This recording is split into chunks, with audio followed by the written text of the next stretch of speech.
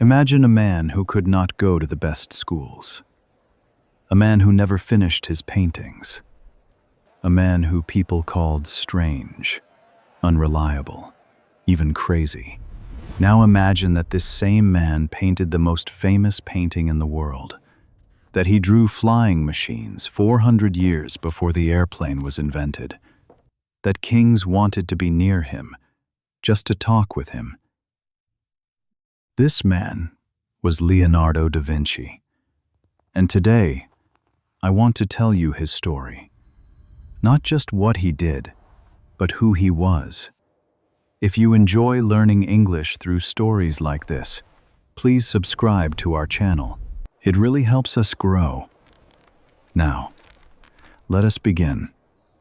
It was April 15th, 1452, in a small, quiet village called Vinci, in Italy. A baby boy was born. His name was Leonardo. His father was a rich man, a notary, a person who writes important legal documents. His mother was a simple woman from the village. But Leonardo did not grow up with both of his parents. His mother and father were not married. In those days, this was a big problem. Leonardo lived with his father and his father's family. He grew up feeling different. And in many ways, he was different. Because his parents were not married, Leonardo could not go to the best schools. In those days, the best schools taught Latin, mathematics, and religion. These were the subjects that opened doors to important jobs. But those doors were closed for Leonardo. Many people would have stopped there. Many people would have given up. But Leonardo did not stop. He went outside, and he opened his own school. The school of the world. He watched the trees move slowly in the wind. He watched birds turn and rise in the blue sky. He sat by the river and watched the water find its way around every stone. He asked questions all the time. Why do birds fly and people cannot? How does the river know which way to go? Why does the sun make some shadows long and some shadows short? His family did not always understand him. His neighbors thought he was strange. But Leonardo kept asking. He kept watching. He kept drawing everything he saw. His father noticed something. Leonardo's drawings were not like the drawings of a normal child. They were detailed, alive, and beautiful. His father looked at the drawings and thought, "My son has a special gift." So he made a decision. He took Leonardo to the great city of Florence. Florence in 1466 was one of the most exciting cities in the world. It was full of artists, architects, scientists, and thinkers. It was a city where new ideas were welcome. Leonardo was around 14 years old, and his life was about to change forever. His father took him to a workshop. The workshop belonged to a famous artist named Andrea del Verrocchio. Verrocchio was one of the best artists in Florence. He painted beautiful pictures. He made statues from stone and metal. And he taught young men how to become great artists. Leonardo became his student. Inside that workshop, Leonardo learned more than just painting. He learned how to mix colors to make them look like light. He learned how to cut stone and shape metal. He learned how to design buildings and beautiful objects. But even there, Leonardo wanted more. He did not only study art. He went to hospitals and studied the human body. He looked at muscles and bones to understand how they worked together. He studied how light fell on different surfaces. He wanted to understand everything, not just how things looked, but why they looked that way. One day, Verrocchio was working on a large painting. The painting showed the baptism of Jesus. He asked Leonardo to help him by painting one angel in the corner. It was a small job, just one small angel. But when Verrocchio saw what Leonardo had painted, he stopped. He stood there in silence. Leonardo's angel was more beautiful, more alive, more real than anything Verrocchio had ever created. Some stories say that after that day, Verrocchio put down his brush and never painted again. He understood that his student had already gone further than him. But Leonardo did not feel proud. He felt curious. He was already thinking about the next question, the next drawing, the next idea. This was both his greatest strength and his greatest problem. Because Leonardo's mind never stopped moving, he often left his work unfinished.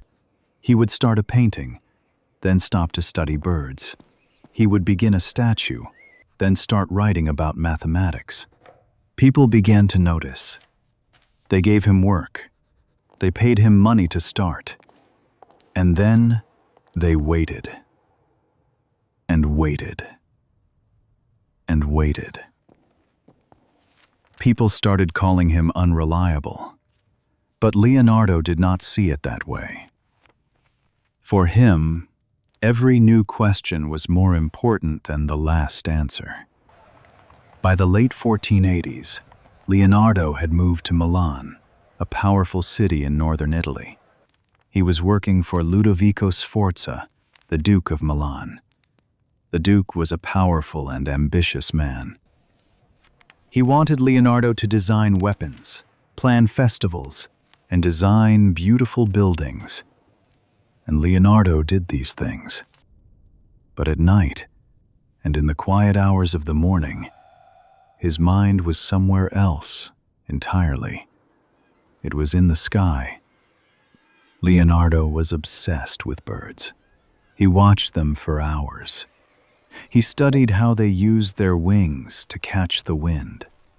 He watched how a single feather could change direction in the air. He filled notebook after notebook with drawings, wings made of wood and cloth, machines that a man could lie inside and fly with his arms and legs. One machine looked like what we now call a helicopter, with a large spinning screw on top to lift it into the air. He drew parachutes. He drew gliders.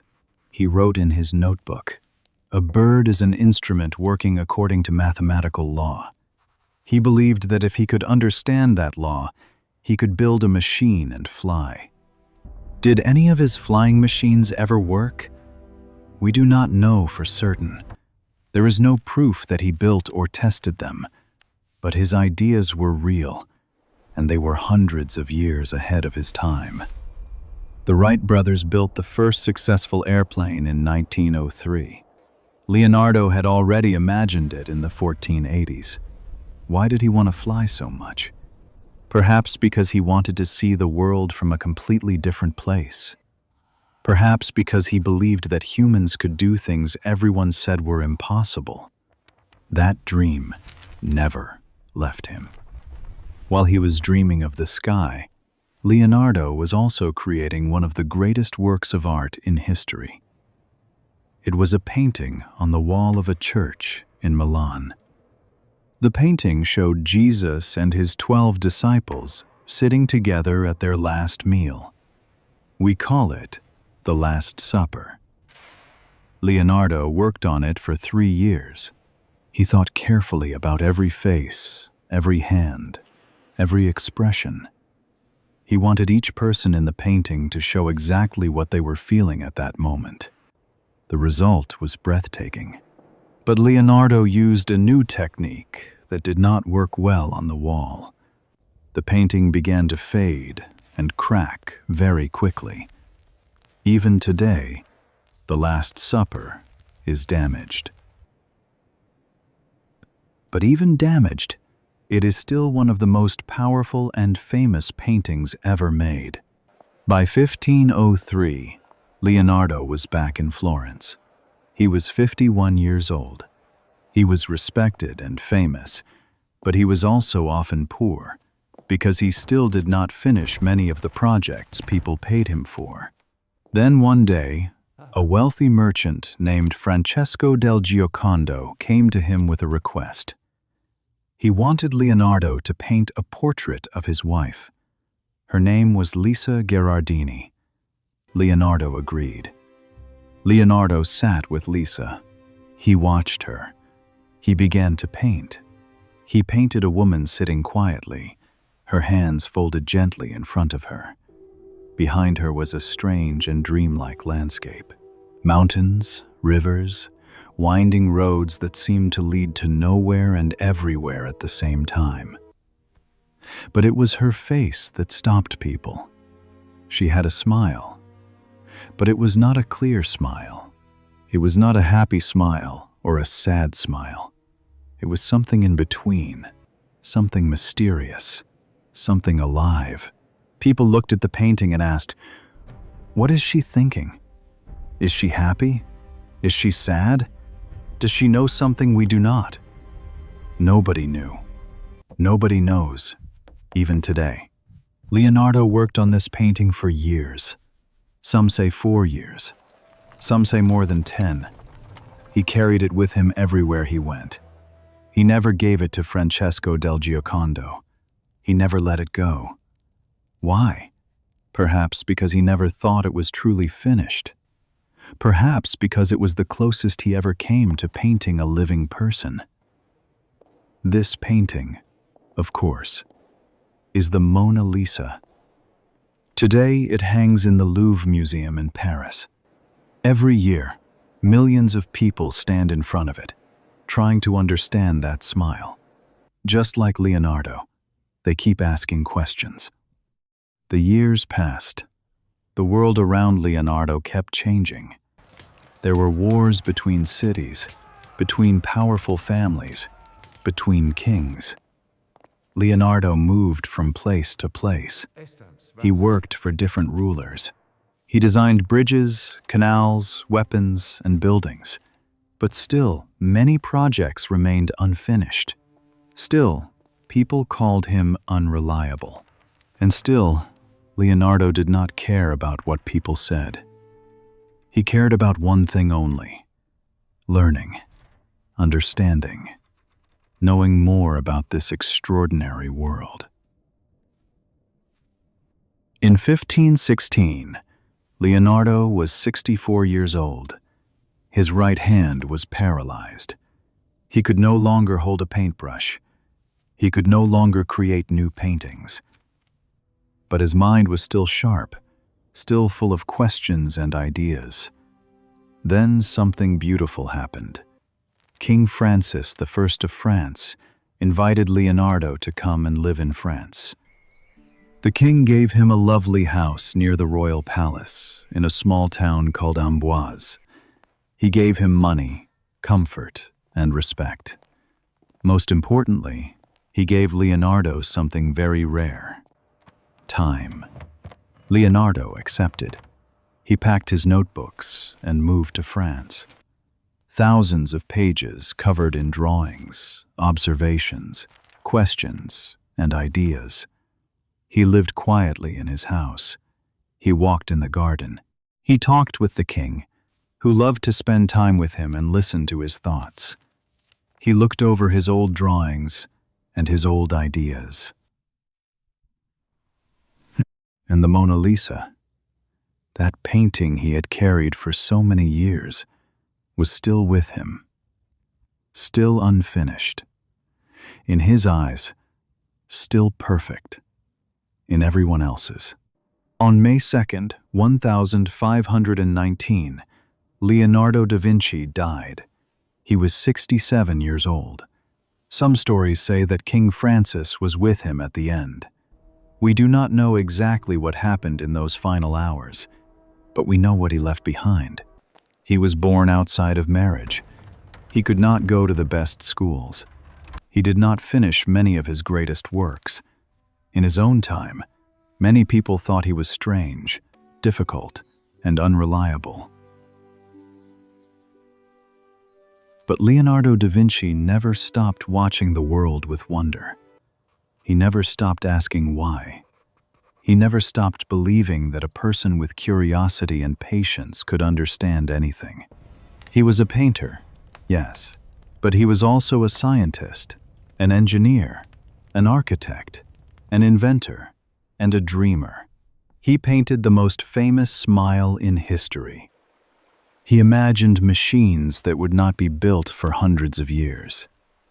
He studied the human body, the movement of water, the behavior of light, the flight of birds. He tried to understand everything. And while he never understood everything, he understood more than almost anyone who ever lived. Today, we remember Leonardo da Vinci not because he was perfect. We remember him because he never stopped trying.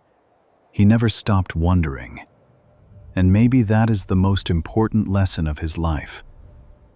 Stay curious. Keep watching. Keep asking. And never be afraid to dream of flying. Thank you so much for listening today, my friends. If you enjoyed this story, please give it a like and subscribe to the channel so you never miss a new story. Leave a comment and tell me where you are watching from. And let me know which historical person you want to hear about next. I will see you in the next story.